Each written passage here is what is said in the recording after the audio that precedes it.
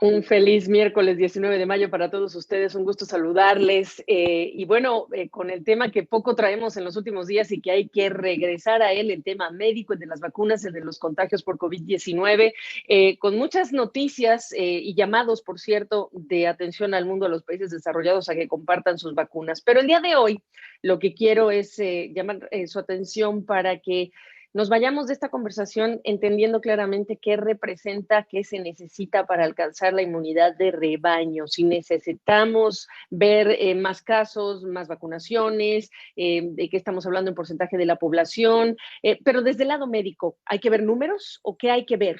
Y yo por ello le agradezco que esta mañana nos acompañe el doctor Alejandro Macías, médico internista, infectólogo.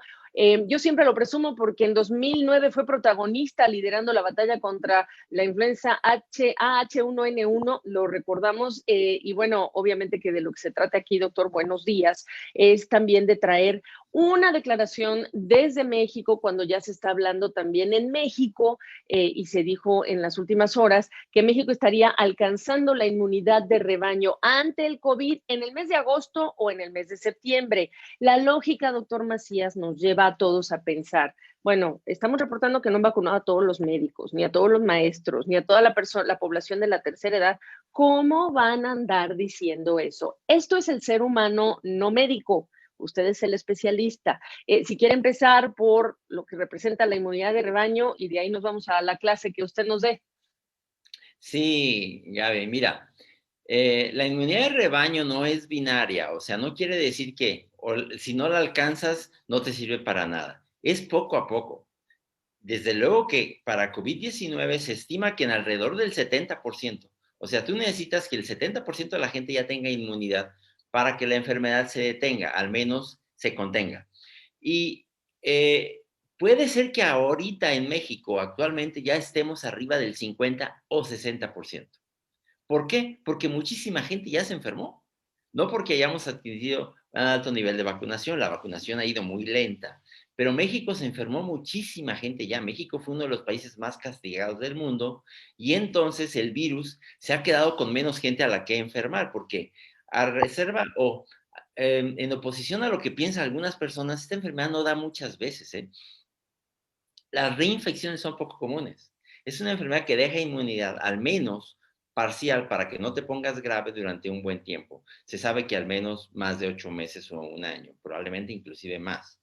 Y entonces estaríamos alcanzando la inmunidad de rebaño porque mucha gente ya se infectó, mucha gente ya tiene inmunidad por la infección que tuvo y poco a poco la inmunidad que vaya agregando la vacunación, aunque no sea muy acelerada, va a ir agregando a esos puntitos. Investigadores de la UNAM en México y de la Universidad de San Luis Potosí, que son muy serios, son convergentes en eso, que ya alrededor del 60% de la población puede tener inmunidad. Entonces, ya no estaríamos tan lejos. Y creo que si todo eso es verdad como parece, ya no estaríamos tan lejos y ya no sufriríamos tanto por esta pandemia en México. Ok, entonces, doctor Macías, las terribles noticias que hablan de India, Brasil, en el caso de México, que se hicieron muy pocas pruebas al inicio para verificar contagios, también traen, pues de entrada, esta, digamos, expectativa de lograr inmunidad de rebaño más rápido, aun cuando tenemos vacunas que llegan lentamente. ¿Es así? Así es. Ahora, también hay que decir que no nos podemos confiar, hay que seguir con lo mismo. Todavía esto no se acaba, el cubrebocas, el trabajo desde casa todo el que pueda, ventilar espacios cerrados, higiene. Todo eso no se ha acabado. Lo que pasa es que sí puede ser que logremos la inmunidad antes de lo que esperábamos, pero no necesariamente es inmunidad de rebaño que logre la eliminación de la enfermedad. Eso parece que es poco realista. De acuerdo con lo que se está viendo en muchos países, particularmente lo que se está viendo en Estados Unidos, lo realista es lograr, digamos, la contención de la enfermedad, que va a seguir habiendo casos, pero que te permitan seguir ya con tu vida relativamente normal, que no te derrumbe tus instituciones, que no te sature los hospitales y que te permita, digamos, coexistir con el virus. Eso parece ser una meta volante mucho más realista por el tiempo actual. Entonces, quienes no viven en México y lo están escuchando, doctor Macías, se preguntan, bueno, entonces no me desilusiono tanto necesariamente de que no han llegado las vacunas porque el número de infecciones ya también está generando este nivel de inmunidad por la vía de los anticuerpos, por la gente que ha enfermado. No quiero decir que no es importante que la gente enferme, lo que quiero decir es que ante la lentitud de la llegada de las vacunas, pues lo que le está pasando a países como México es que pueden establecer estos horizontes en relación con los contagios de personas y lo que esto implica cuando ya crearon anticuerpos. ¿Cuánto duran esos anticuerpos? ¿Qué efectivos son versus el tiempo que nos están diciendo para quienes se aplicaron la vacuna, doctor Macías? Sí, mira, por lo que se sabe para los que están vacunados, se sabe que puede durar al menos un año, si no es que más. La enfermedad duraría menos, ¿eh? La inmunidad de la vacuna es mejor que la de la enfermedad, eso parece. Pero la enfermedad te daría inmunidad de al menos unos 8 meses también, por lo que sabemos, en la mayoría de los casos. Si no es total, es al menos parcial, de que te cambie una enfermedad grave que te puede matar por una enfermedad más leve, como un catarro, una cosa así, que es una inmunidad también más esperable a un largo plazo, porque los coronavirus, de los que ya conocemos varios, tienen esa característica. Probablemente entran como una pandemia grave, pero poco a poco se transforman en virus catarrales, que son estacionales y que se presentan en las zonas templadas del mundo en épocas de frío. Ok, doctor Macías, preguntarle también, se habla de esa inmunidad de rebaño y se habla de la posibilidad de reabrir, rehacer que los niños regresen a clases. Es indispensable que regresen a clases. El otro tema de análisis, pero que es crítico, es el desarrollo del capital humano. Pero quitando el tema de laboral y de escuela, sí le quiero preguntar, ¿se alcanza o se va a pensar en esa inmunidad de rebaño? ¿Están incluidos los niños? Porque pues los niños no entran ni a los establecimientos en algunos estados de México, pues porque son agentes que pueden contagiar a los demás. Sí, mira, los niños habrá que vacunarlos tanto tarde o temprano. En los Estados Unidos ya lo empiezan a hacer a partir de los 12 años, porque no se va a lograr una inmunidad de rebaño en toda la población si no se vacunan a los niños. Eso tendrá que hacerse primero bajando hacia los niños de 12 años y posteriormente, cuando haya estudios de seguridad, hacia los bebés, ¿verdad? Entonces se tendrán que vacunar.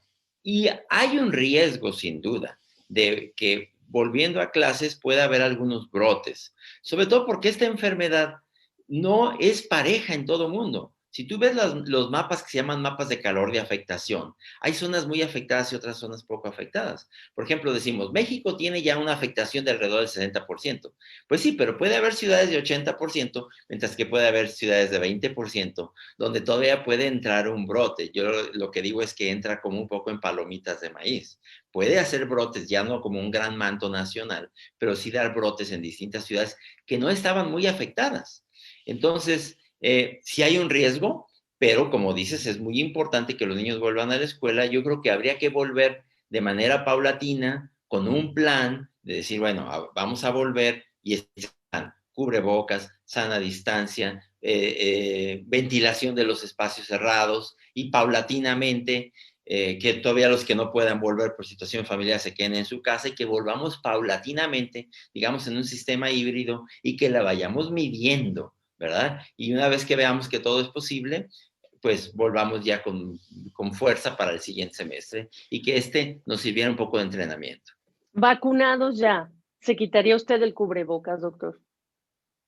Sí, a ver, pero el problema está en que nos va a pasar como está pasando en los Estados Unidos, que hay gente que no se quiere vacunar y simple y sencillamente no usa cubrebocas, tampoco lo quiere hacer y dice, yo no traigo cubrebocas, ya me vacuné, ¿verdad? Entonces, vas a ir un poco al honor de las personas. Yo creo que aquí, como en buena parte del mundo, mientras no esté superado el problema y la pandemia, lo mejor es mantener el uso del cubrebocas como una obligación, ¿verdad? Si así quieres, moral, mientras no digamos, esto ya se controló, ya se logró un buen nivel de inmunidad, la enfermedad está contenida, podemos dejarlo, por lo menos mientras llegue el siguiente invierno. Pero yo no creo que sea el momento de hacerlo todavía en México, ni mucho menos. Qué bueno que nos lo dice, doctor. Lo que menciona para empezar a cerrar esta conversación es importante. Lograr esta inmunidad de rebaño es el término general, pero si hablamos de un territorio con estados, municipios, zonas urbanas, zonas rurales, ¿cómo se hace el seguimiento desde el lado de los expertos de salud pública como usted? Que esa inmunidad de rebaño abarque a qué lugares y entonces qué pasa después, porque se habla en términos de todo un país, pero como dice, Claro. por regiones es distinto. ¿Qué pasa entonces después Sí, de mira, declararse? ahí hay otras mediciones que hay que hacer, Gaby. Por ejemplo, ¿cuál es el porcentaje de pruebas positivas? ¿Verdad? Independientemente de que hagas muchas o hagas pocas, tienen que estar abajo del 5% las positivas, digamos, del 10%, preferentemente del 5%. Y eso lo puedes medir por regiones, ¿verdad? Porque si un día llegaron a hacerse la prueba en todo un municipio pequeño o en una ranchería, se les hizo a 30 personas y las 30 son negativas, quiere decir que hay un bajo nivel de actividad, ya sea con pruebas de antígeno o de PCR. Entonces, a nivel local, esto va a tener que pasar mucho a ese control local que tú dices. Y eso se tiene que medir con cosas como esas. ¿Cuál es el porcentaje de positividad? Independientemente de que hagas muchas o hagas pocas, que esté por debajo, preferentemente del 5%, si no, por lo menos del 10%, porque en México, recordemos, llegamos a tener tasas de positividad superiores al 50%, regiones con 70%. Entonces, yo creo que hay que medirlo, como dices, a nivel local, con cosas como esas. ¿Qué, doctor Macías, no le he preguntado que le parece importante el día de hoy para analizar esto y la expectativa como ciudadanos que tenemos, no importa si está uno en México, Estados Unidos, El Salvador, Perú, cuando hablamos de la inmunidad de rebaño? ¿Con qué nos deja para cerrar? Mira, aquí en México y en América Latina está ocurriendo un problema también de que no ocurre en Estados Unidos, que hay tan diversidad de vacunas, ¿verdad? Que a la gente le tocó una y luego no llega la segunda y tiene oportunidad de ponerse una de otra marca y dice, ya es que ya me pusieron AstraZeneca, pero no me dieron rápido la AstraZeneca, ahora hay una de Pfizer acá enfrente, voy y me la pongo. Y hay gente que se está vacunando con diversas vacunas. A ver, y la pregunta es, ¿me va a pasar algo? ¿Cómo le hago? Yo diría, vacúnate con la que te tocó, con la inicial. Pero también gente que está yendo a vacunarse a Estados Unidos se pone una sola y vuelve a ponerse, digamos, allá se puso la de Moderna y acá quiere llegar a ponerse la de Pfizer. Cada quien está poniendo su logística. Hay que decir que no hay estudios a ese respecto. Un grave daño no debe ocurrir tampoco por combinar vacunas, pero yo diría hay que esperarnos. Es una información que todavía no tenemos y preferentemente hay que evitar hacer eso, andarse poniendo vacunas de unas y de otras hasta que no tengamos más información. Pues ahí lo tienen ustedes. Es importante porque tenemos una enorme expectativa de esto de lograr la inmunidad de rebaño y a veces nos sentimos desalentados por el tema de las vacunas, pero lo que ha pasado en nuestros países, en el caso de México, de la cantidad de infectados, pues esa inmunidad está llegando por la vía de los anticuerpos después de haberse enfermado la gente. Doctor Macías, qué gusto saludarle. Gracias por la oportunidad de esta conversación. Gracias, Gaby. Me da gusto estar con tu auditorio. Cuídate.